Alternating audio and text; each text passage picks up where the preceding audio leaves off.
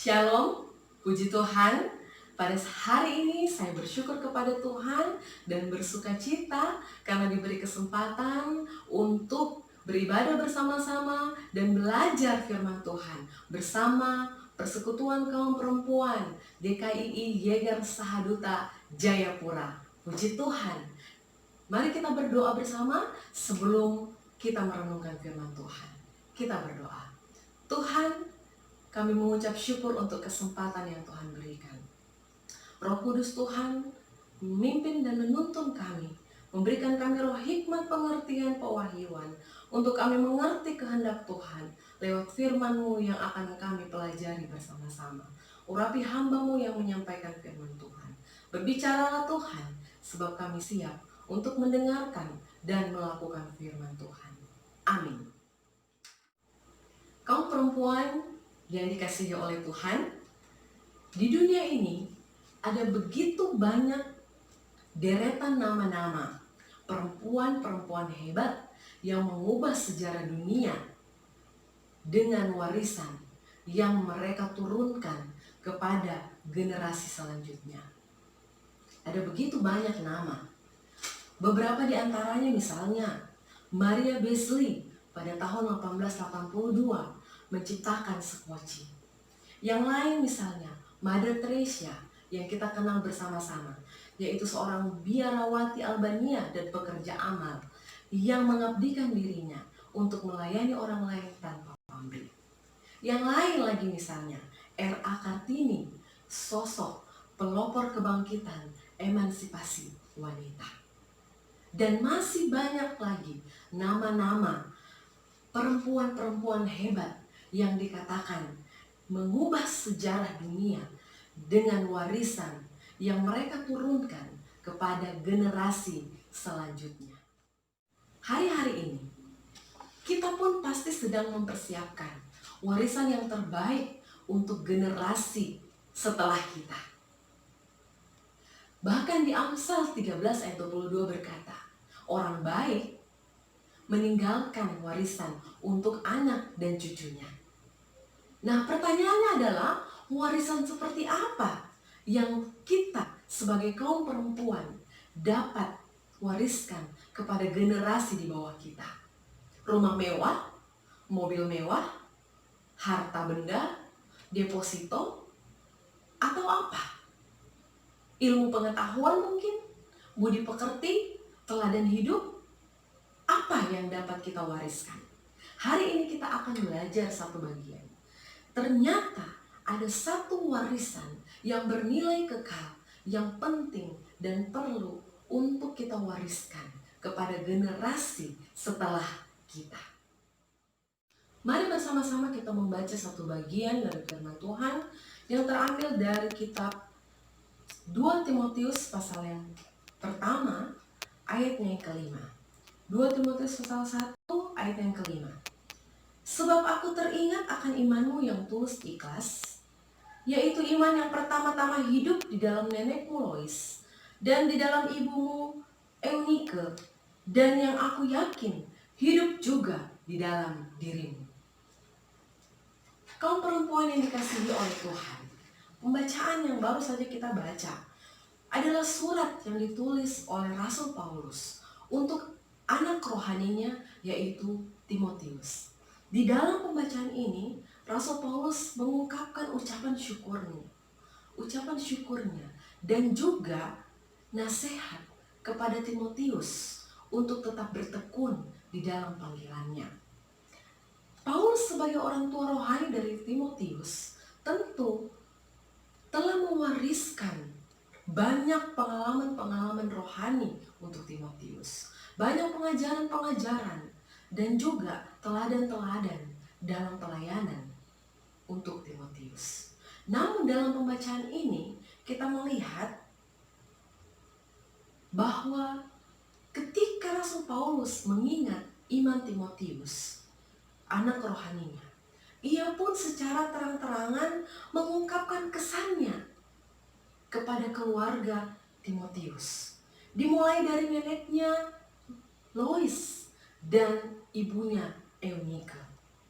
Keluarga besar Timotius ini juga dapat menjadi teladan untuk kita, yaitu di mana 3 generasi keturunan ada warisan-warisan yang warisan rohani yang dapat diturunkan kepada anak-anak dan cucu. Nah, dalam pembacaan ini menjadi spesial buat kita kaum perempuan saat ini. Mengapa? Karena dalam pembacaan ini ada 2 perempuan hebat yang mewariskan warisan yang kekal untuk generasi setelah mereka, yaitu Timotius. 2 perempuan hebat yaitu Lois dan Eunike. Warisan apakah yang mereka berikan? Yaitu warisan iman. Kita perlu meneladani hal ini. Ada 2 poin penting yang akan kita belajari bersama-sama. Yang pertama, kita kaum perempuan sebagai pemberi warisan. Kalau kita mau memberikan warisan kepada generasi setelah kita, tentu kita harus pastikan bahwa kita memiliki warisan itu atau harta itu atau sesuatu yang berharga itu yang akan kita berikan. Contohnya, ketika saya ingin memberikan warisan kepada anak saya, sebuah rumah mewah misalnya, tentu saya lebih dahulu harus memiliki rumah itu. Tidak mungkin saya akan memberikan warisan kepada anak saya rumah mewah, padahal saya sendiri tidak punya rumah mewah. Demikian halnya dengan iman. Ketika kita berkata akan mewariskan iman kepada generasi setelah kita, anak-anak maupun cucu, maka kita sebagai kaum perempuan perlu memastikan bahwa kita memiliki iman yang benar.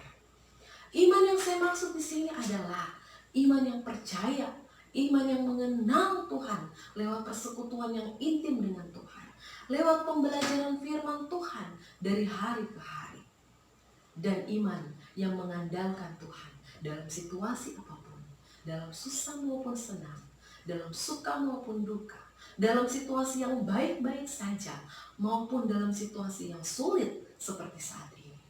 Ketika keadaan tidak menentu, tidak ada harapan, sekeliling kita penuh dengan ketakutan, kekhawatiran, kesusahan, kegelisahan, dan lain sebagainya. Disitulah iman kita dinyatakan. Disitulah percaya kita, pengenalan kita akan Tuhan terus bertumbuh hingga kepada pengandalan kita yang penuh hanya kepada Tuhan saja. Seperti Lois dan Eunike, tentu pertama-tama mereka memiliki iman yang teguh, iman yang sungguh percaya, mengenal dan mengandalkan Tuhan, sehingga mereka dapat mewariskan itu kepada Timotius, anak dan cucunya. Kaum perempuan yang dikasihi oleh Tuhan, bagian yang kedua yaitu bagaimana kita mewariskannya. Kalau yang pertama tadi, kita kaum perempuan sebagai seorang yang mewariskan. Bagian kedua adalah bagaimana kita mewariskannya. Ada 3 cara untuk mewariskannya. Yang pertama adalah dengan memberi pengajaran. Memberi pengajaran itu penting untuk kita lakukan. Pendidikan Kristen atau pengajaran Kristen sesungguhnya tidak dimulai dari sebuah gedung gereja. Tetapi pendidikan Kristen dimulai dari keluarga. Satu tempat di mana hari-hari ini kita sedang diharuskan untuk beribadah di rumah saja, bersama dengan keluarga. Bukankah ini satu kesempatan untuk kita mengajar lebih banyak lagi? Seperti firman Tuhan dalam Ulangan pasal 6 ayat yang ke-6. Firman Tuhan mengajarkan, memerintahkan untuk kita mengajar berulang-ulang. Gereja yang kuat itu berasal dari keluarga yang kuat. Gereja yang kuat dimulai dari keluarga yang kuat. Apapun warisan yang sedang kita siapkan hari ini, yang terbaik, yang pertama-tama perlu kita persiapkan dan perjuangkan, yaitu warisan iman. Mungkin kita berkata, saya tidak bisa mengajar, saya hanya ibu rumah tangga biasa, atau saya punya keahlian yang lain bukan mengajar. Mohon maaf, saya harus berkata, mau tidak mau, sebagai kaum perempuan, kita harus mengajar. Mengajarkan apa yang benar untuk generasi selanjutnya. Yang berikut, yang kedua, setelah mengajar, memberi teladan. Teladan. Eskur, seorang penulis buku, mengajar dengan berhasil menuliskan. Jika Anda ingin menjadi teladan yang baik, maka Anda harus melakukan apa yang Anda ajarkan. Apa yang sudah kita ajarkan, kita harus melakukannya lebih dahulu. Tadi untuk mengajar, kita harus lebih dahulu belajar. Lalu, apa yang kita pelajari, itu yang kita ajarkan. Dan apa yang kita ajarkan, itu harus lebih dahulu kita lakukan dalam kehidupan kita. Mengapa keteladanan menjadi hal yang begitu penting dalam hal mewariskan iman untuk generasi selanjutnya? Penting karena keteladanan berbicara lebih kuat daripada perkataan. Yesus sendiri ketika ia mengajar murid-muridnya, ia tidak hanya mengajar dengan kata-katanya, namun Yesus pun memberi teladan lewat kehidupannya sehari-hari. Sebagai kaum perempuan yang akan meneruskan, yang akan mewariskan iman kepada generasi kita selanjutnya, mari mengajar hal-hal yang benar, yang sesuai dengan firman Tuhan. Turunkan iman lewat pengajaran-pengajaran kita. Berikan teladan seperti apa yang firman Tuhan katakan. Berikan teladan sama seperti Yesus memberi teladan akan apa yang ia ajarkan. Dan yang ketiga, melakukannya dengan tekun. Melakukan apa? Mengajar dan memberi teladan. Lakukan dengan tekun. Sama seperti mempersiapkan warisan harta, deposito, rumah, mobil, dan lain sebagainya.